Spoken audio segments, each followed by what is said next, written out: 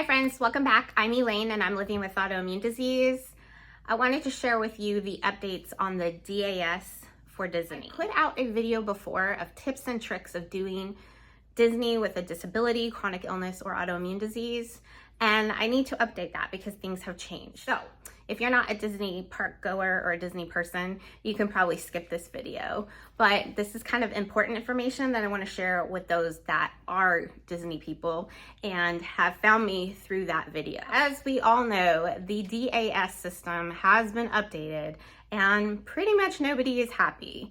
I'm sure we've all seen the videos of people being denied. If you aren't familiar what the DAS is, it's the Disability Assistance Service, which is pretty much non-existent now at Disney. We went recently after D23, but I, like everybody else, was denied the DAS this time. This isn't going to be a rant and complaint about the system or things because we all know those are out there and that's just really not my vibe. But I do want to tell you what I find wrong with this system and what my experience was. I went to speak to the cast members outside the gate before we entered. I went the night before. The problem number one is the cast member I talked to had no idea what autoimmune disease was, had no idea what dysautonomia was, and how am I supposed to explain 15 years of illness to somebody in 10 minutes without any medical knowledge? I have a hard time explaining what rheumatoid arthritis, scleroderma, lupus, and dysautonomia is to other people who want to know what it is. To somebody who's just doing a job for 10 minutes, they're not invested. Disney has failed us by not having people who are educated enough to make a decision or even understand what our needs are when we're in the park. I think that's where Disney could probably benefit from some education and maybe having some medical personnel on site so I don't have to explain 15 years of medical problems to someone who has no medical knowledge in 10 minutes and have them decide if I'm eligible or not. I was told that the plan was updated and only available to those who are neurodivergent. I'm neurodivergent. I'm dyslexic, but my dyslexia doesn't need disability assistance at Disneyland.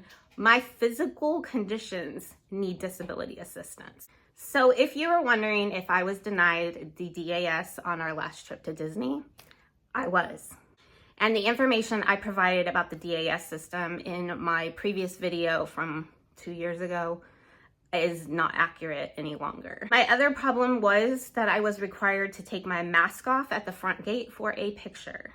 I literally bought a one-day, one-park ticket, and we don't go that often anymore. We maybe go once a year, maybe twice a year. I was told that they were no longer making accommodations to take pictures of guests with masks on. I did explain my immune compromised state, that I'm both immune compromised and immune suppressed. Didn't matter. I actually reached out to Disney and wrote them on that subject because I would love for them to revisit that policy. That's not an accommodation. I suggested to Disney that they have an alternative way of photographing us, and I would be more than happy to give you my photo ID and have you take a picture of that because my government issued photo ID has a picture of me without a mask on. I don't want to remove my mask at the front gate in a crowd of people. I found that to be problematic for my day just because I'm careful about where I remove my mask during the day. And it is possible to remove your mask during the day in places to drink water, eat food, drink coffee that is safe enough for you and what you all have agreed with your physician. So that was my recent experience with Disney. I just wanted to share it with you all so that you know that yes, I was denied the DAS just like everybody else is. And I sure hope that Disney can get it together in the future so that we can have a safe, accessible place to have fun again. It makes me extremely sad that the place that felt safe and felt accessible and somewhere where I could put my chronic illness aside and actually just concentrate on being a kid again is no longer that to me.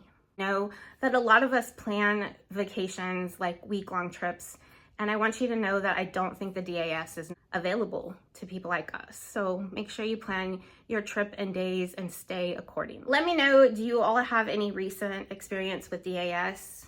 How'd you find it? Let me know down below.